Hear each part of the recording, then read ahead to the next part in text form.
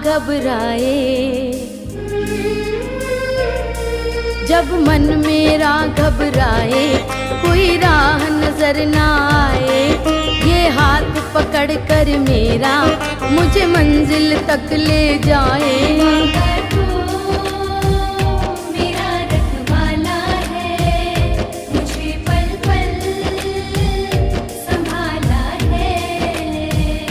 ये बाबा तो मेरा रखवाला है, मुझे पल पल संभाला है।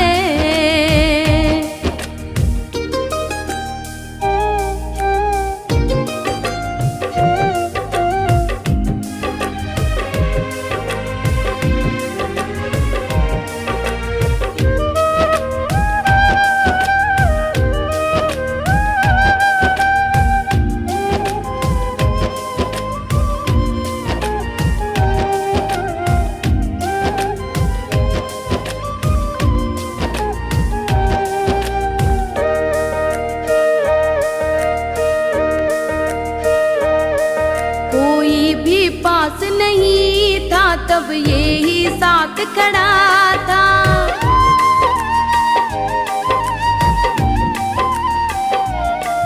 कोई भी पास नहीं था तब ये ही साथ खड़ा था। मुझ दीनहीन की खातिर दीनों का नाथ लड़ा था, मेरे सिर पे हाथ फिराया, मुझे अपने गले लगाया, मैं हरदम साथ हूँ तेरे, मुझको एहसास कराया। मेरा रखवाला है, मुझे पल पल संभाला है। ये बाबा तो मेरा रखवाला है, मुझे पल पल संभाला है।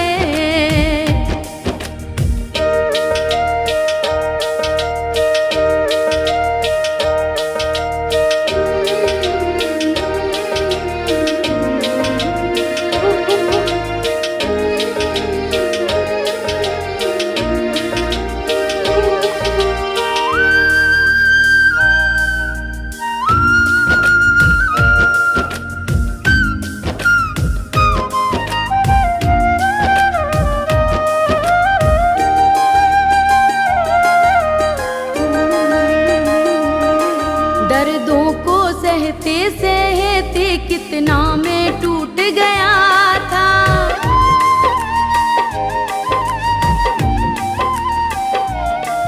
दर्दों को सहते सहते कितना मैं टूट गया था। रो रो कर इन आँखों का हर आंसू सूख गया था। अब इसके भरोसे छोड़ा मैंने ये जीवन सारा,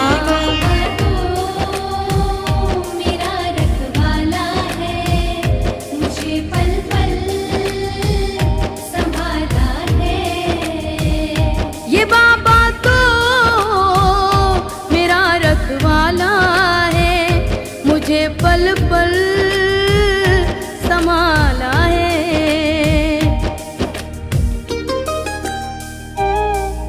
ओम शांति। Good morning. 2 जनवरी 2022 प्रातः मुरली। बाप दादा मधुबन। आज मीठे बाबा के बोल। मीठे बच्चे, तुम अभी ईश्वरीय खजानों से पल रहे हो। तुम्हारा कर्तव्य है ज्ञान का खजाना बांटकर सबका कल्याण करना। प्रश्न, माया की ग्रहचारी आने से बच्चे कौन सा वंडरफुल खेल करते हैं?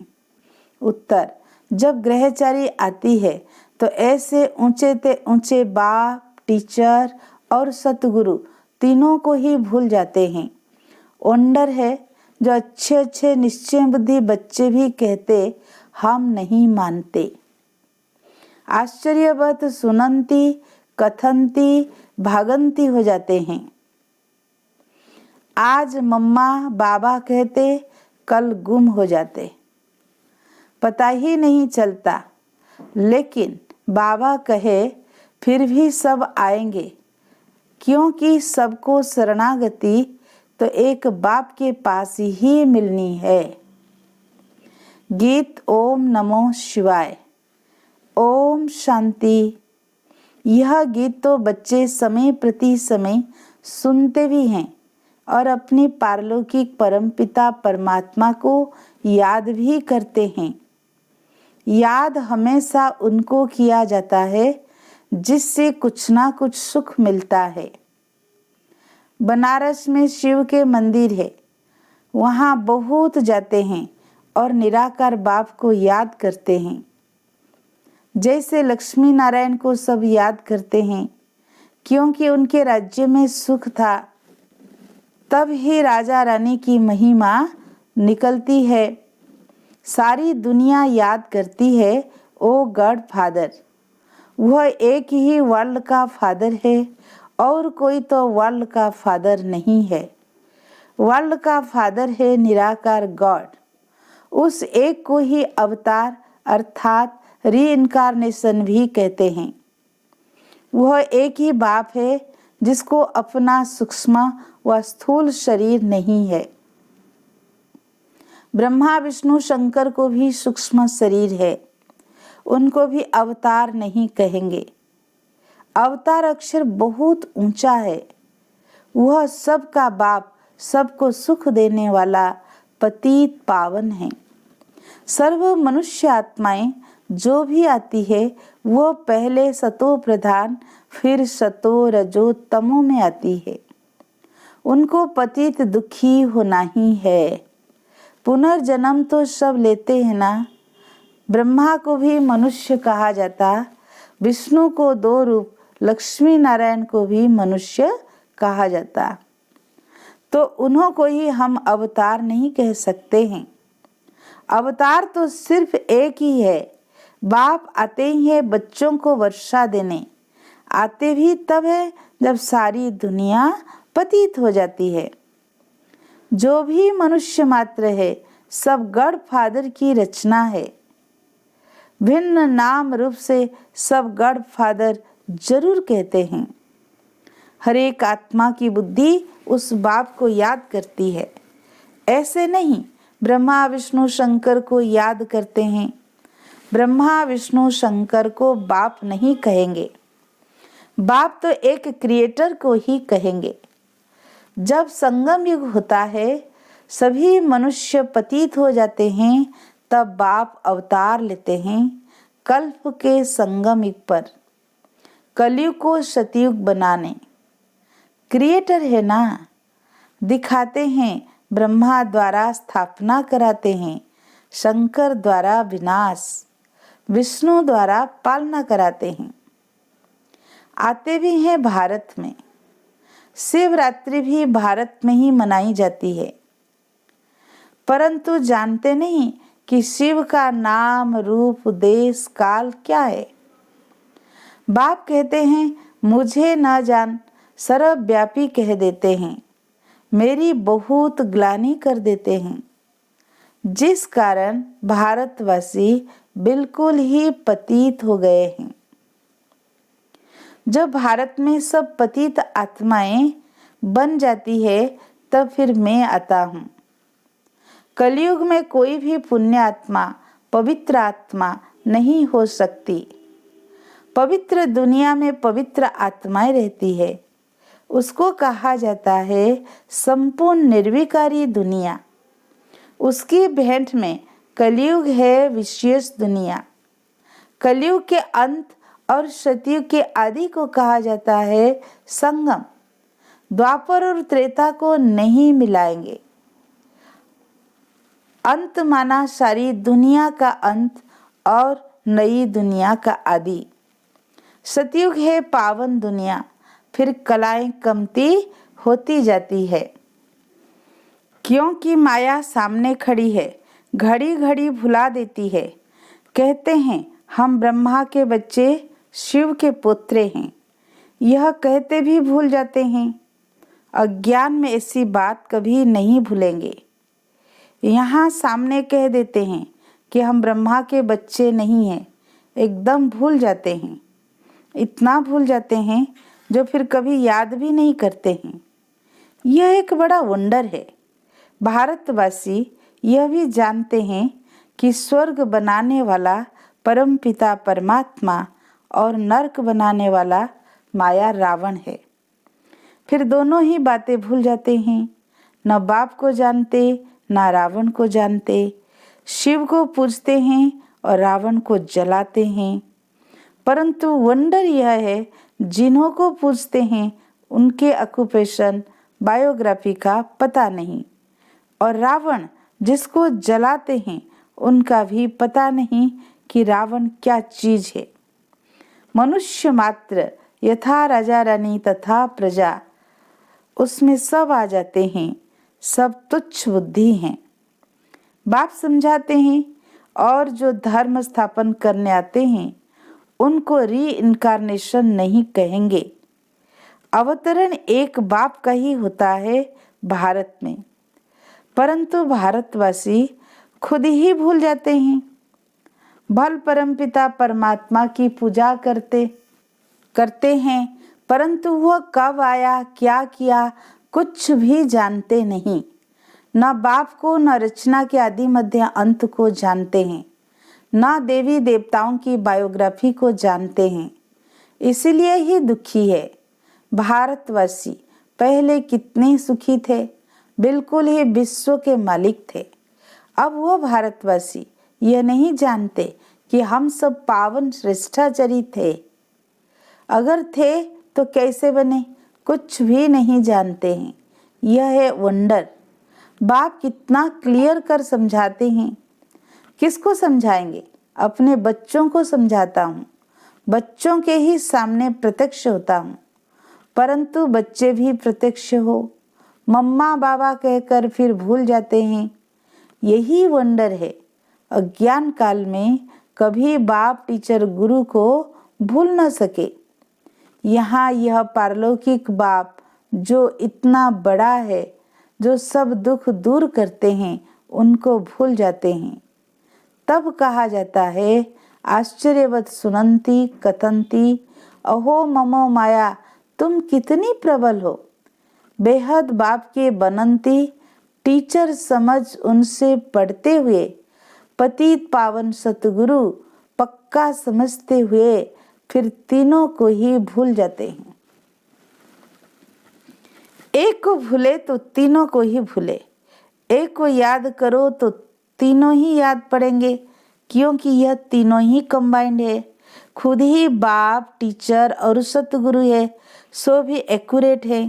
कहते हैं मैं बाप हूँ, तुमको जरूर अपने परम धाम में ले जाऊंगा। मैं तुम्हारा शिक्षक हूँ, पढ़ाकर तुमको जरूर राजाओं का राजा बनाऊंगा। मैं सतगुरु हूँ, तुम बच्चों को नंबरवार पुरुषार्थ अनुसार सबको वापिस जरूर ले जाऊंगा। यह गारंटी करते हैं। ऐसे बाप को भी चलते चलते भूल जाते हैं। माया की ग्रहचर्य ऐसी है, जो आज कहेंगे बाबा, कल कहेंगे हमको संशय पड़ता है। ऐसे ही होता रहता है। हाँ, कोई तो फिर अंत में आकर वर्षा लेंगे, ग्रहचर्य उतरेगी तो आ जाएंगे। ऐसे ड्रामा में नूंद है। विनाश तो होना ही है, फिर किसकी शरण लेंगे? सबकी सद्गति दाता तो एक ही है, सबको शरण में लेने वाला भी है, सब आकर माथा झुकाने वाले हैं। परंतु उस समय क्या कर सकेंगे? फिर ऐसा होगा तो इतनी भीड़ इकट्ठी आ न सके। यह खेल ही बड़ा वंडरफुल बना हुआ है।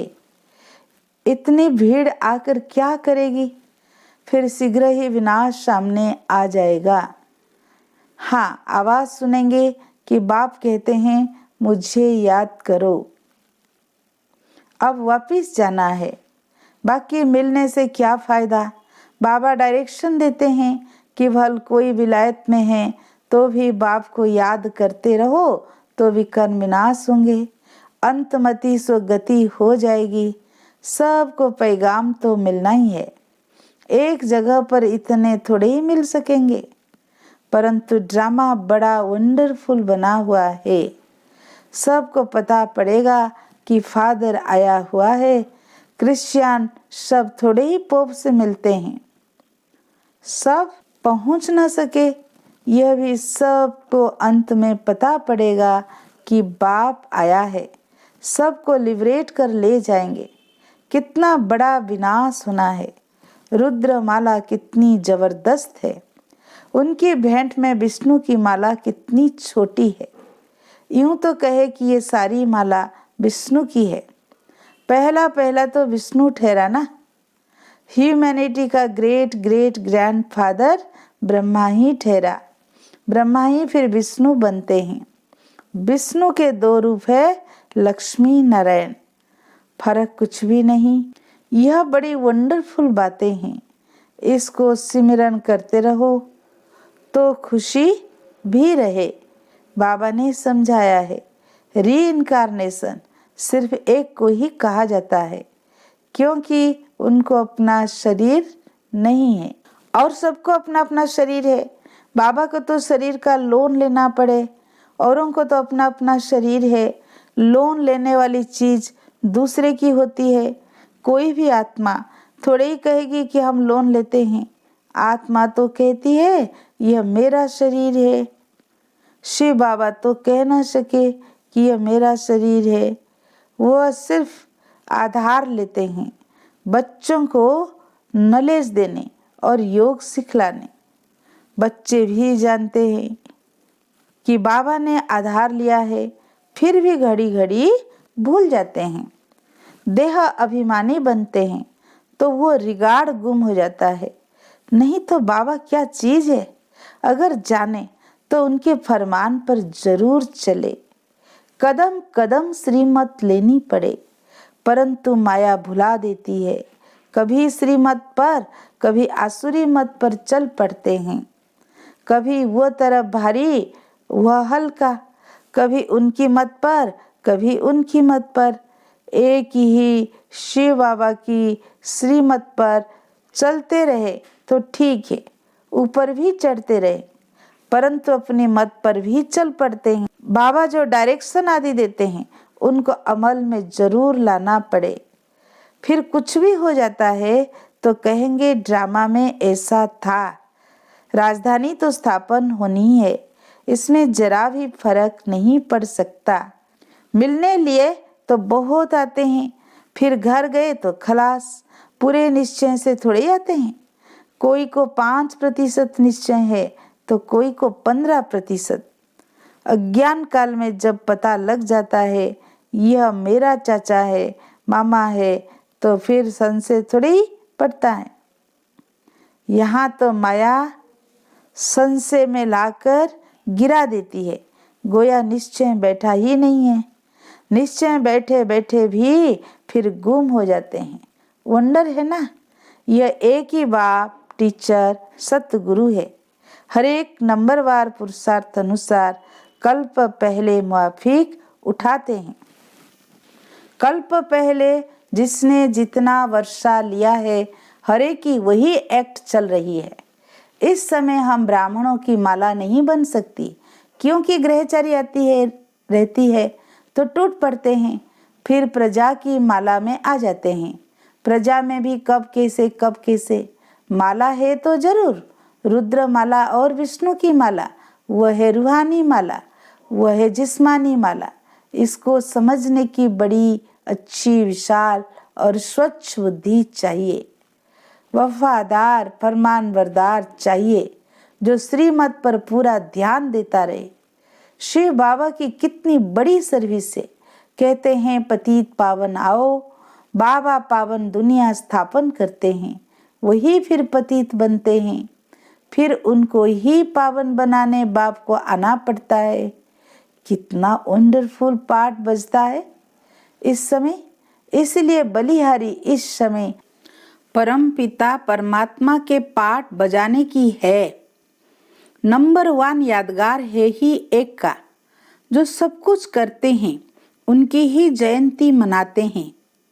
जिसको बनाते हैं उनकी कितनी महिमा है। बाकी इस समय जो भी मनुष्य मात्र हैं सब पतित भ्रष्टाचारी हैं। सतयुग में थे श्रेष्ठाचारी परिस्थानी। कितना रात दिन का फर्क है। अभी हम शिव बाबा से वर्षा ले रहे हैं। अब हमको क्या मनाना है? मनाना होता है भक्ति मार्ग में। इस समय श्रीमत पर तुमको खूब पुरुषार्थ करना है, सर्विस करनी है। यह प्रदर्शनी पर समझाने की रस्म बड़ी अच्छी निकली है। ईश्वरीय सर्विस पर बच्चों को पूरा ध्यान देना है। जो ईश्वरीय खजाने से पलते हैं उनको तो पूरी सर्विस करनी है। जो जल्दी जल्दी मनुष्यों का कल्याण हो जाए। अच्छा, मीठे मीठे सिकी लधे बच्चों प्रति माता पिता बाप दादा का याद प्यार और गुड मॉर्निंग। रूहानी बाप की रूहानी बच्चों को नमस्ते। हम रूहानी बच्चों की रूहानी बाप दादा को याद प्यार गुड मॉर्निंग नमस्ते नमस्ते। प्यारे बाप दादा को दिल से शुक्रिया शुक्रिया शुक्रिया। धारणा के लिए मुख्य सार। फर्स्ट पॉइंट, चढ़ती कला में जाने के लिए कदम कदम श्रीमत पर चलना है। बाप को यथार्थ पहचान कर देही अभिमानी बन पूरा रिगार्ड रखना है। सेकेंड पॉइंट, ईश्वरीय सर्विस पर पूरा पूरा ध्यान देना है। याद से बुद्धि को स्वच्छ और विशाल बनाना है। आज का वरदान, नॉलेज की लाइट और माइट द्वारा सोल कॉन्शियस रहने वाले स्मृति स्वरूप भव। आपका अनादि रूप निराकार ज्योति स्वरूप आत्मा है और आदि स्वरूप है देव आत्मा। दोनों स्वरूप सदा स्मृति में तब रहेंगे जब नॉलेज की लाइट माइट के आधार से सोल कॉन्शियस स्थिति में रहने का अभ्यास होगा। ब्राह्मण बनना अर्थात नॉलेज की लाइट माइट के स्मृति स्वरूप बनना। जो स्मृति स्वरूप हैं वह स्वयं भी संतुष्ट रहते और दूसरों को भी संतुष्ट करते हैं। आज का स्लोगन, साधारणता से महानता का अनुभव करना ही महान आत्मा बनना है। अच्छा, ओम शांति।